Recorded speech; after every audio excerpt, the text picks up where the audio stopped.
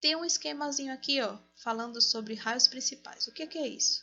A gente não precisa traçar todos os raios que incidem no espelho. Então, a gente traça alguns raios principais. Esses determinam a posição da imagem, são chamados também raios notáveis. Então, a gente vai ter alguns fatos que podemos estudar sobre esses raios. Primeiro caso. Todo raio de luz que incide no espelho paralelamente ao seu eixo reflete-se numa direção passando pelo foco. Então, nós vamos ter um espelho côncavo e convexo. Aqui está o centro, o foco e o vértice. Os raios incidem, refletem para o foco. Incidem no espelho, refletem para o foco. Esses raios aqui incidem paralelamente e refletem no foco. No espelho convexo, nós temos os raios também incidentes, refletem para o foco, que é formado através do prolongamento desses raios divergentes. Segundo caso, todo raio de luz que incide numa direção que passa pelo foco reflete-se paralelamente ao eixo principal. É o caso contrário daquele. Centro, o foco e o vértice.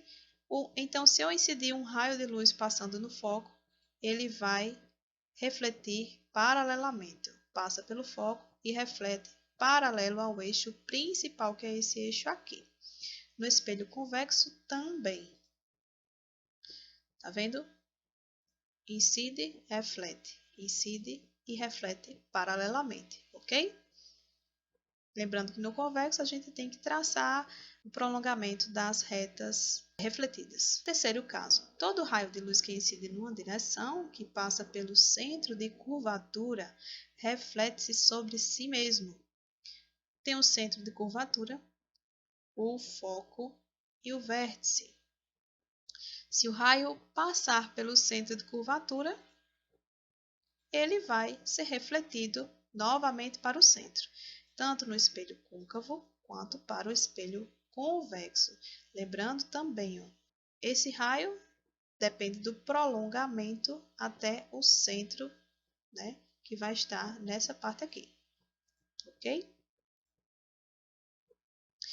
Todo raio de luz, que é o quarto caso, que incide no vértice do espelho, reflete-se simetricamente em relação ao eixo principal. Como é que é isso? O centro, o foco e o vértice, eu vou ter, passando pelo vértice, ele vai refletir simetricamente, ok? Em relação ao eixo principal. Então, aqui a gente vai ter um ângulo incidente e um ângulo refletido. Dos casos de reflexão, o ângulo incidente e o refletido são iguais. Espelho convexo, novamente passando pelo vértice, ele vai refletir simetricamente em relação ao eixo principal. Nesse caso aqui, quando ele passa pelo vértice. Ok? Como é que se dá a formação de imagens? Nós vamos ter os seguintes casos. No espelho côncavo, nós temos 5 casos para o espelho côncavo e apenas um para o espelho convexo. Vamos lá? O primeiro caso, vamos supor que o objeto esteja além do centro de curvatura. O centro de curvatura, se a gente observar essa curva aqui, formando um círculo, esse aqui seria o centro. Eu tenho o objeto antes do centro de curvatura. Como é que vai ser formada a imagem? Eu tenho, ó, um raio incidente, passa pelo foco, traçando outro raio aqui, passando pelo foco e refletindo aqui paralelamente ao eixo principal. Nós vamos ter que a imagem vai ser formada, ó, aqui entre o centro e o foco. Vejam, onde esses pontos, os raios se cruzam, é onde vai ser formada a imagem. Essa imagem vai ser com real, menor e invertida.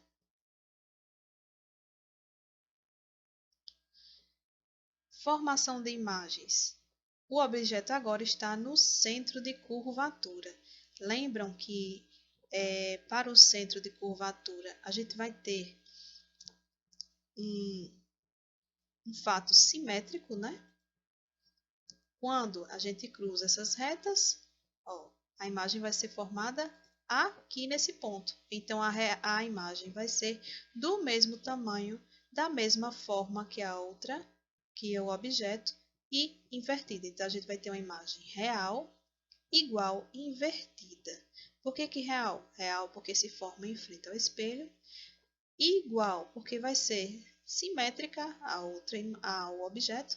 Invertida porque ela vai se dar contrário, né? A imagem que a gente vê real é sempre invertida. O objeto está entre o centro de curvatura e o foco. Entre o centro de curvatura e o foco, eu traço aqui, ó, um raio incidente passando pelo foco.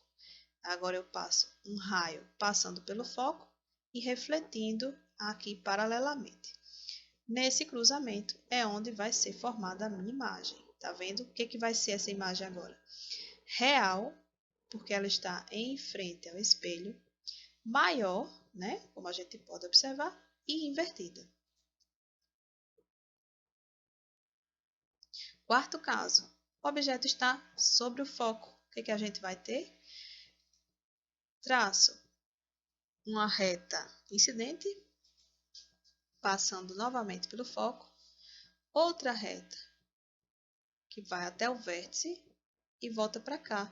Portanto, neste caso aqui, quando o objeto está no foco, não temos formação de imagem, a gente chama de imprópria. Ok? E o quinto caso, o espelho côncavo, o objeto agora está entre o foco e o vértice. O que acontece?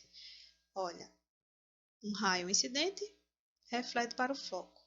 Outro raio que vai, acho que faltou um raiozinho aqui, refletir, né, para o vértice. Quando a gente forma essa imagem, ela vai ser formada por trás do espelho, vejam, é onde essas retas se cruzam, ok? Ó, aqui ela mostrou agora. Incide aqui, reflete para cá, para o foco. Incide no vértice, reflete aqui. Então, a gente vai prolongar essas retas refletidas até elas se cruzarem. Nesse ponto que elas se cruzam é onde vai ser formada a imagem, que vai ser o quê? Virtual maior e direta. É aquele caso que a gente vai ter alguns espelhos que ampliam a imagem. E no espelho convexo, nós vamos ter apenas um tipo, né? Porque o objeto só pode ficar antes do vértice, né? Entre o vértice e o foco, não tenho como botar o objeto e nem aqui, ok? Então, o que é que a gente vai ter? Incide o raio aqui, ele vai refletir para cá. Incide outro raio, que reflete para cá.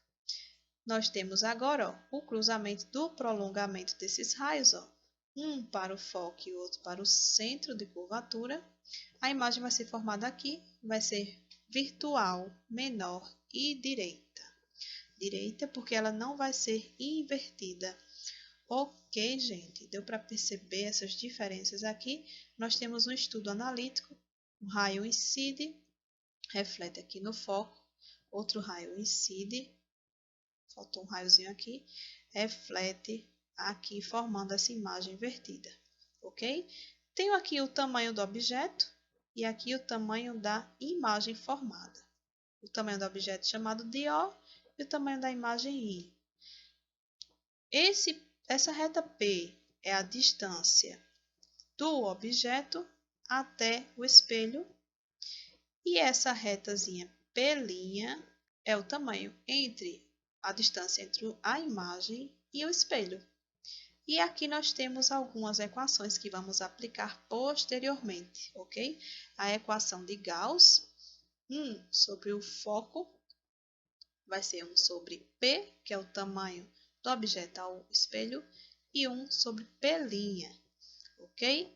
O aumento linear é formado pelo tamanho da imagem sobre o tamanho do objeto pode ser formada pelo menos a distância da imagem ao espelho sobre a distância do objeto ao espelho.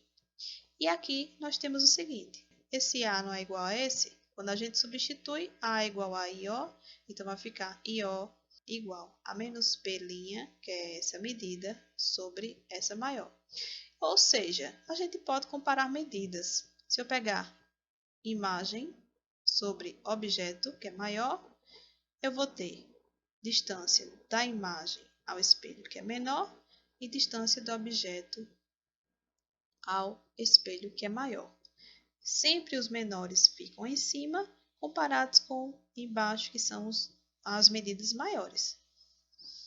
Nós temos aqui a posição do objeto, posição da imagem. Vejam, se a imagem for real, nós vamos ter que a medida, a distância de P' vai ser positiva. Se for uma imagem virtual, essa distância vai ser negativa, ok? Ou é a altura do objeto e a altura da imagem. E é positivo quando a imagem é direita e é negativo quando a imagem é invertida. E o foco, ou a distância focal, é dado dividindo o raio sobre 2. Esse foco é positivo quando o espelho é côncavo e negativo quando o espelho é convexo. Ficou confuso? Eu fiz aqui um resumindo para vocês. Primeiro, a posição do objeto é sempre positiva, é aquela posição do objeto até o espelho. No espelho côncavo, nós temos o foco real, positivo, e o espelho convexo, foco virtual. Se a imagem for real, a distância da imagem ao espelho é positiva. Se a imagem for virtual, essa distância é negativa. Temos aqui mais um caso que é a associação entre ângulos de dois espelhos planos. A associação de espelhos planos acontece quando a luz reflete num espelho e atinge o segundo, formando assim a combinação de imagens. Vejam, nós temos aqui dois tipos de associação. A associação em paralelo. O número de imagens do ponto A formado dos espelhos é infinita, ou seja, quando eu situo um espelho em frente ao outro, eu vejo infinitas imagens. Cada imagem de um espelho faz o papel de um novo objeto para o outro espelho e assim sucessivamente. E temos aqui a associação angular, quando a gente coloca os espelhos formando ângulos. Considere o alfa, que é o ângulo formado por dois espelhos, planos, com as superfícies reflectoras se defrontando. A quantidade de imagens formadas pode ser determinada pela equação. Quantas imagens a gente vai ter aqui? Então, eu vou pegar 360 dividido pelo ângulo que é formado entre os dois espelhos, tá? Vejam, aqui só tem dois espelhos, o resto é imagem formada, menos 1, certo? Aqui está a associação de dois espelhos, né? E aqui são as imagens formadas. E aqui é o ângulo entre esses espelhos, tá? Para a gente saber o número de imagens, a gente faz esse cálculozinho aqui. Ok, gente, nós vamos ficar por aqui. E o próximo vídeo nós vamos conferir algumas questões sobre espelhos, ok? Tem um videozinho aqui que eu vou passar para vocês para definir os dois tipos de imagem. Beijão, até a próxima, gente. Espero que tenham gostado. Tchau, tchau.